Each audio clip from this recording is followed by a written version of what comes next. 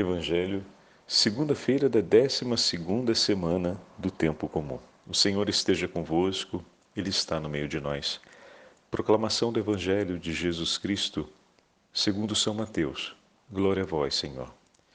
Naquele tempo disse Jesus a seus discípulos: Não julgueis e não sereis julgados, pois vós sereis julgados com o mesmo julgamento com que julgardes, e sereis medidos com a mesma medida com que medirdes. Por que observas o cisco no olho do teu irmão e não presta atenção à trave que está no teu próprio olho? Ou como podes dizer ao teu irmão: deixa-me tirar o cisco do teu olho, quando tu mesmo tens uma trave no teu? Hipócrita, tira primeiro a trave do teu próprio olho, e então enxergarás bem para tirar o cisco do olho do teu irmão. Palavra da salvação. Glória a vós, Senhor. Segunda-feira da 12ª semana do tempo comum, em nome do Pai, do Filho e do Espírito Santo. Amém. Queridos irmãos e irmãs, a Santa Liturgia hoje nos entrega o início do 7º capítulo do Evangelho de São Mateus.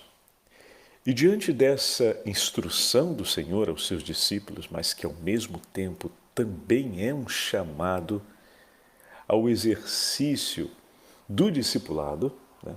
Toda instrução do Senhor aos seus discípulos, ela é um chamado ao discipulado, porque o Senhor instrui a vida evangélica, né?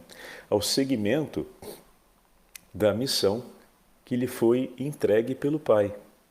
Então, ele é o Messias e os discípulos do Messias seguem os seus passos, guardam a sua palavra, vivem o seu ensinamento, que significa viver uma vida como a sua. Seguir o Senhor significa identificar-se com Ele e fazer aquilo que Ele faz. Por isso, toda a palavra do Senhor aos seus discípulos compõe objetivamente um ensinamento de vida, pois o Senhor fala em favor da vida de seus discípulos. É verdade que as palavras do Senhor são em muitos momentos corretivas, né? Elas vão levá-los à correção de uma conduta. Mas toda correção proposta pelo Senhor é para que eles vivam mais intensamente a vida que Deus reservou para eles. Ou seja, a vida que vem de Deus, ou seja, a vocação que o Senhor lhes chamou, ao qual o Senhor lhes chamou. Então, uma vez dito isso, nós olhamos para o Evangelho de hoje para perceber como o Senhor nos chama a viver a nossa vocação cristã.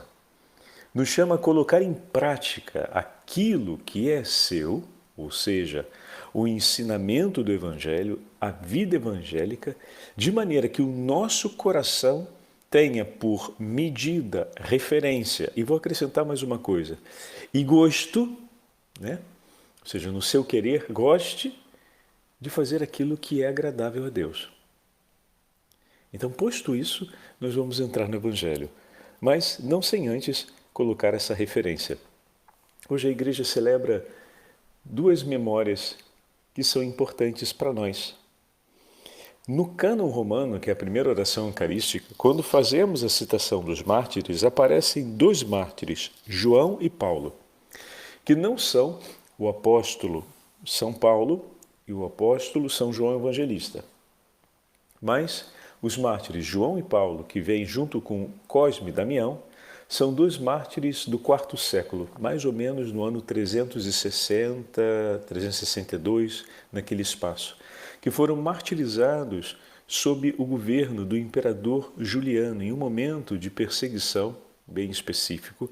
Ali nós já tínhamos a paz de Constantino, porém, ainda havia em alguns lugares uma dura perseguição, né? Como a gente sabe, mesmo os decretos tendo sido emanados, nem em todos os lugares o decreto era legitimamente observado, e eles pertenciam à corte de Juliano, que foi considerado um apóstata, ou seja, Juliano, como imperador, voltou a apresentar a fé dos antigos deuses, aos antigos deuses romanos. e obrigou esses dois irmãos a cumprir o que todos os membros da sua corte deveriam, a partir daquele momento, cumprir. Oferecer o sacrifício aos deuses romanos, a fim de poder permanecerem unidos ao status que tinham, unidos à condição que tinham, que era de participar da corte do imperador.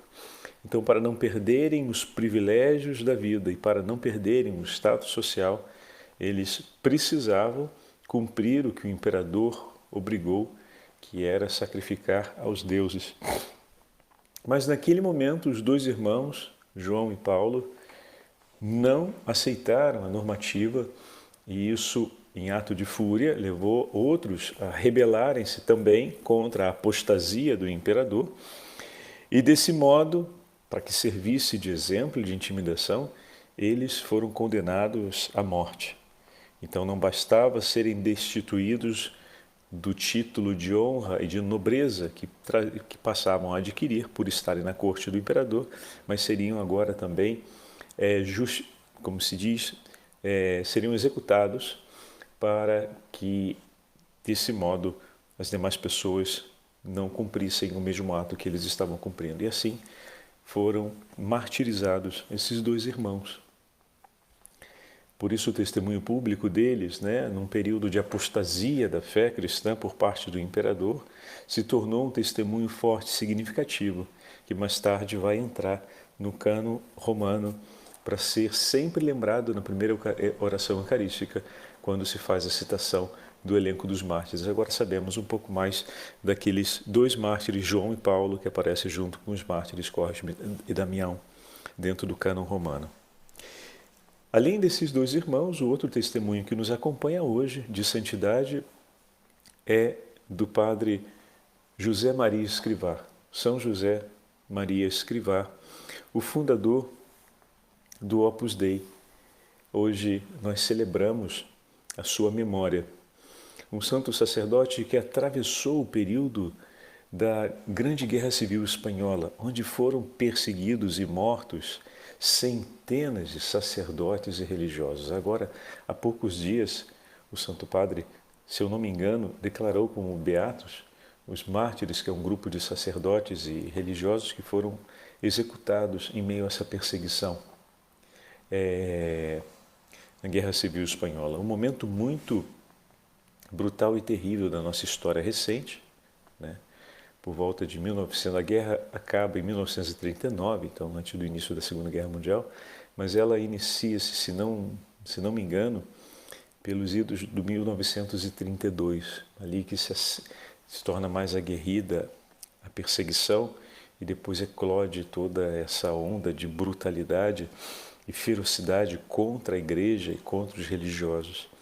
São José Maria Escrivá atravessa esse período conduzindo com muita bravura o zelo pelas almas, pelos mais pobres, pelos enfermos, mas precisando muitas vezes, como muitos dos nossos irmãos sacerdotes, fugir de um lado para o outro até conseguir se consolidar em uma região, ao final da guerra, em que foi possível dar prosseguimento. E de lá o Senhor foi lhe pedindo outras coisas e, dessa forma, ele termina colaborando em Roma, junto ao Santo Padre, em outros cuidados da Igreja, e vai difundindo o espírito da fundação que ele havia começado, de levar a santificar a vida no cotidiano do trabalho. Então, no cotidiano de nossa vida, somos chamados a viver ali a beleza do Evangelho e a entregar o nosso coração em amor a Deus. Se queremos entender isso de uma maneira bem objetiva, é aquilo que temos procurado viver seguindo o que nos ensinam os santos. Outro dia ouvíamos em uma das leituras como o Senhor, no nosso cotidiano, nos oferece ocasiões de contrariedade, ocasiões que nos levam a uma exigência maior. Então abraça com amor aquilo dali. Se o dia foi marcado por uma situação que veio contrária aos nossos planos, há uma exigência a mais, toma por amor, aceita a vontade do Senhor, como ela vier, e oferece como sacrifício, como comunhão na cruz dele,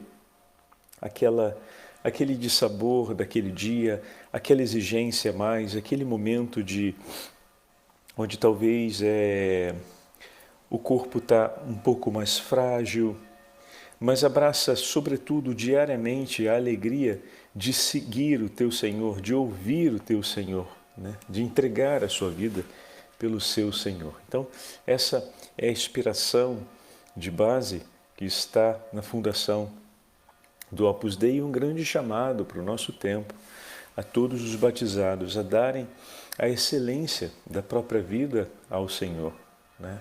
Ou seja, eu entrego tudo no meu viver a Ele. E hoje, se nós olharmos o Evangelho, nós vamos perceber uma coisa interessante. Jesus, ele não condena o fato de ver o cisco no olho do irmão, não condena o fato de desejar, de alguma forma, empenhar-se para tirar o cisco do olho do seu irmão, que seria um ato de caridade, mas ele diz que essa caridade e o cumprimento dessa percepção de bem em relação ao seu irmão não pode acontecer sem que antes você se comprometa com um sacrifício e um cuidado por si mesmo. Como você pode fazer isso tudo se ainda tem uma trave nos seus olhos? É preciso que, por primeiro, você tire aquela trave. Para quê? Para ver bem. O nosso serviço de caridade pelo nosso irmão não será de excelência se primeiro eu não experimentar a profundidade da caridade de Deus em minha vida. E isso, como já falamos várias vezes e hoje temos a oportunidade de repetir, né? Nós vamos nos lançar na pastoral para realizar a caridade e o bem pelos mais pobres. E aí o que a gente faz? Deixa de ir à missa porque não tem tempo, não reza mais o terço porque está cansado, faz a meditação da palavra de Deus quando dá e no final ainda usa aquela cara de pau de dizer que a pastoral substitui a oração e que a pastoral também é oração. Muito bem, né? E aí depois o que a gente faz? A gente rasga essa página do Evangelho, pula essa passagem, faz de conta que ela não está ali, quando na verdade tudo começa do Senhor. Quanto maior o nosso vínculo de amor com o Senhor, quanto mais estreito o nosso vínculo de amor com o Senhor, mais eficaz, mais profundo e, sobretudo, mais vigoroso enquanto força será o exercício da nossa caridade. Santa Teresa, ou melhor, Santa Madre Teresa de Calcutá, entendeu isso muito bem e sobre esse aspecto ela tinha uma exigência grande com suas irmãs, mas começava ela por primeiro a fazer isso. Poderia ter quadruplicado o trabalho em Calcutá. As irmãs se preocupavam em poder assistir todos os pobres durante um dia e por mais de uma vez pediram a ela para diminuir o tempo de oração e o tempo de penitência, sobretudo nos tempos fortes, né, do ano litúrgico. A vida penitencial das irmãs, que já era uma vida penitencial em si, aumentava um pouco, porque a madre pedia sacrifícios de amor ao Senhor. Em alguns momentos as irmãs vinham falar, mas madre, não poderíamos diminuir um pouquinho porque tem o risco de não conseguirmos assistir a todos. E a madre em nenhum momento aceitou essa ideia.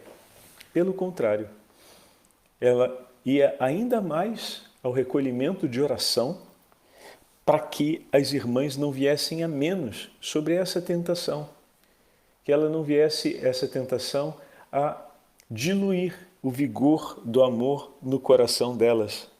Por quê? Porque Santa Madre Teresa tinha entendido claramente que se esse vínculo de amor, sem esse cuidado de Deus celebrado na vida interior, sem isso, a caridade e o exercício da caridade não se mantém, porque vem de Deus e permanece como obra de Deus em nós.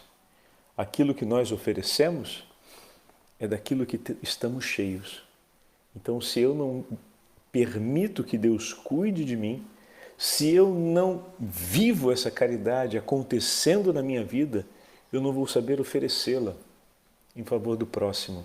Como é importante, meus irmãos, termos essa consciência quando Jesus usa a expressão hipócrita, ele não está querendo dar um carão, como quem diz, agora Jesus está dando na cara de todo mundo. Não, não, não. Ele está chamando a atenção para essa verdade. O Senhor inspirou no teu coração duas coisas boas. O zelo de amor pelo teu irmão e te deu a graça de perceber o que não está bem na vida de seu irmão. Ele não faria isso sem dar a você a graça de perceber o que não está bem em sua vida. Não ignore isso, essa segunda coisa, porque senão aquela primeira, você vai desfigurá-la em breve.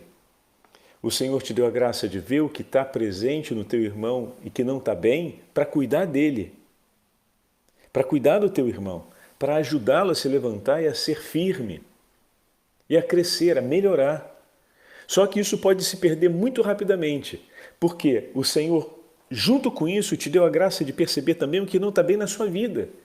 Mas se você ignora essa segunda parte, mesmo tendo recebido a graça de Deus, você ignora e não toma uma atitude, ou seja, não se aproxima dele para que ele cuide de você e se deixe cuidar por ele, muito provavelmente aquela primeira percepção tão boa sobre a necessidade de cuidar do teu irmão e a luz interior que o Senhor te deu de intuição para saber como fazer isso, vai se perder, vai se corromper.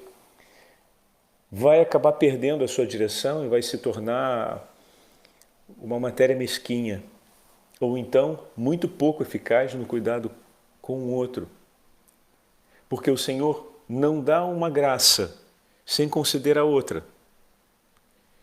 E para que a gente possa fazer essa primeira graça, que é cuidar do irmão, a gente precisa também assumir o compromisso com aquela outra graça que o Senhor nos deu, que é perceber o que em nós precisa ser cuidado por Ele e deixar-se cuidar. Estão entendendo? É aqui que se refere à hipocrisia. O Senhor te deu duas, você ignora uma e se interessa pela outra. Não vai dar certo. Porque se Ele deu as duas, é porque as duas são importantes e uma está diretamente condicionada à outra, como efeito, né? Como efeito final. Então, por isso ele fala, bom, primeiro vai, cuida, deixa o Senhor cuidar, tirar essa trave, para que você enxergue bem e possa depois tirar o cisco do olho do seu irmão. Ele não está dizendo, deixa teu irmão para lá, vai cuidar você da trave do teu olho? Depois alguém pensa nisso. Ou então deixa teu irmão para lá, vai cuidar da trave do teu olho e depois volta para cuidar do teu irmão. Não, também está errado. Exatamente pela necessidade, ou seja, ver o que você viu no sofrimento do teu irmão, deve ser uma motivação de amor para que o seu coração se apresse em deixar-se ser cuidado por Deus. Exatamente porque vejo, Deus me deu a graça de perceber que o meu irmão precisa da minha ajuda. Então que essa motivação apresse o meu coração para que Jesus cuide de mim, para que eu receba dele o que é necessário para poder ir ao encontro do meu irmão. Entendeu quando eu falo que as duas são relacionadas, são condicionadas uma à outra? Não é para separar uma da outra e dizer, primeiro faço isso, depois eu faço aquilo. Por isso, eu me uno àquilo, de maneira que a comunhão de amor pelo nosso irmão, ela tem uma excelência na nossa vida cristã sempre, sempre. E nós temos essa tendência de tudo separar, né? Não, não, não é. Aquilo que você viu, aquilo que o Senhor te permitiu ver no teu irmão e que Ele colocou no teu coração, como uma intuição de bondade e de amor, está também dentro daqueles elementos que vão motivar o teu vínculo de amor com o teu Senhor e vão te levar até Ele. Então peçamos pela intercessão de São José Maria Escrivá e dos nossos santos mártires João e Paulo, a graça de bem vivermos aquilo que o Senhor nos ensina hoje. Jesus, cuida de nós. Vamos entregar ao Senhor todas aquelas situações que Ele nos deu a conhecer ainda, que permanecem dos nossos olhos que têm dificuldade de ver e de acolher o que Ele nos propõe. Senhor, quantas traves ainda estão presentes sobre os olhos da nossa alma, quantas realidades ainda estamos a elas apegados e ainda acreditamos que podem de alguma forma ser para nós um bem. E como é preciso que o Teu amor nos ilumine, liberte a nossa visão interior para que nós possamos não apenas compreender, mas colocar em prática a totalidade da vocação a qual o Senhor nos chama. Obrigado, Senhor, por todas as vezes que no Seu amor nos levastes a perceber o sofrimento e as dores de nossos irmãos e inundastes a nossa vida com o sopro da Sua caridade, nos levando à misericórdia e ao desejo de empenharmos-nos pelo bem e pelo socorro das almas. Dai-nos, Senhor, a graça de, recebendo os Seus cuidados, sabermos cuidar de cada um daqueles que o Senhor ama e deseja tanto cuidar com a nossa participação. Aqui estamos e tudo colocamos em Tuas mãos. O Senhor esteja convosco, Ele está no meio de nós. Pela intercessão dos mártires São João e São Paulo, pela intercessão de São José Maria Escrivá, abençoe-vos o Deus Todo-Poderoso, Pai, Filho e Espírito Santo. Amém.